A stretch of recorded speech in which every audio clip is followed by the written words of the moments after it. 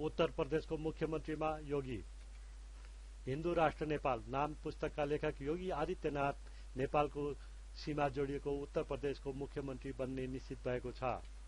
उत्तर प्रदेशमा अन्य गठबन्धनलाई पछि पार्दै आफ्नो पक्षमा जनताको मत लिन सफल भारतीय जनता पार्टीले शनिबार उत्तराखण्डमा जन्मेका 44 वर्षीय योगी आदित्यनाथलाई मुख्यमन्त्री बनाउने निर्णय गरेको छ। उत्तर प्रदेशको उपमुख्यमन्त्रीमा केशव प्रसाद मौर्य र डाक्टर दिनेश शर्मा रहने समेत बीजेपीले घोषणा गरेको छ।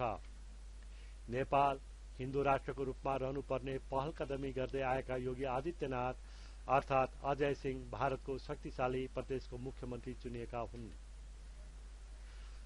पूर्व राजा ज्ञानेन्द्रसँगै गत कार्तिक पहिलो साता बनकालीमा महायज्ञ तथा विराट हिन्दू सम्मेलनमा सहभागी हुन नेपाल आएर नेपाललाई हिन्दू राष्ट्र बनाउने आन्दोलनमा रहेको घोषणा समेत गरेका थिए। नेपालमा पुरानो पहिचान पुनर्स्थापना गर्ने आन्दोलनमा छौं कार्तिकमा उनले भनेका थिए।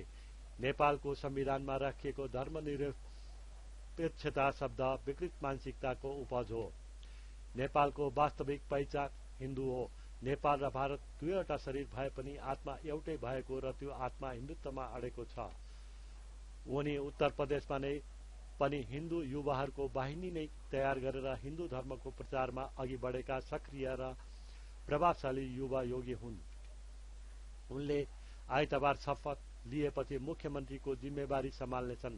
उनले कार्तिकमा मात्र होइन त्यसअघि पनि पटक पटक नेपाल आउँदै हिन्दू धर्म र राष्ट्रको वकालत गर्दै आएका छन्।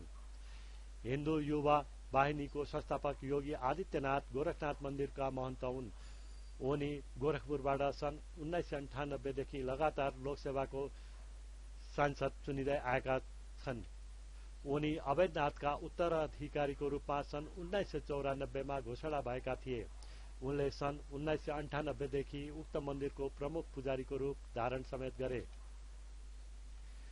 हिन्दू युवाहरूलाई एकट्ठा गर्दै सामाजिक र सांस्कृतिक राष्ट्रवादी शिक्षा दिने र त्यसको समूह विस्तार गर्ने काममा अघि बढेका थिए।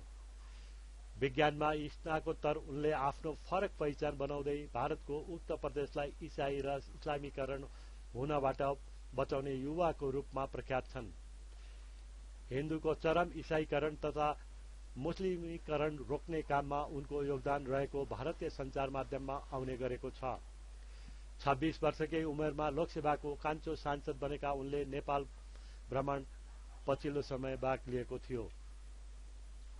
पछिल्लो समय उनी पूर्व राजा ज्ञानेन्द्रसँग बनकालीमा लगाइएको महायज्ञमा सहभागी भएका थिए। उनले त्यहीबाट घोषणा समेत गरेका थिए नेपालमा हिन्दू राष्ट्र रूपमा रहन्छ र रहनुपर्छ।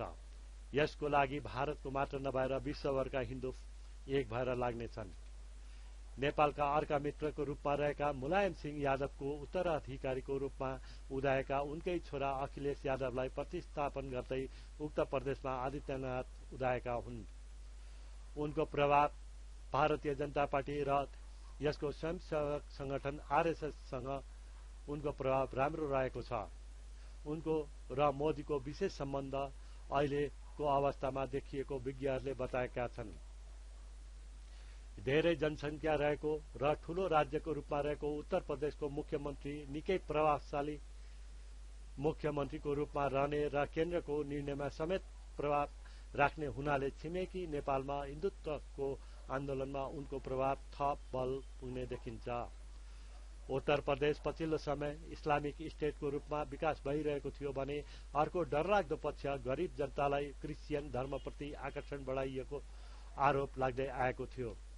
उक्त अवस्थालाई चिर्नका लागि हिन्दूवादी नेतालाई त्यहाँको मुख्यमन्त्रीमा चयन गर्दै त्यो अभियान तुहाउन बीजेपीको नीति कति सफल हुन्छ त्यो हेर्न केही समय कुर्नुपर्छ। हिन्दू राष्ट्र नेपाल बाहेक उनको अन्य आधा दर्जन हिन्दू धर्म र दर्शन सम्बन्धी पुस्तक प्रकाशन भइसकेको छ।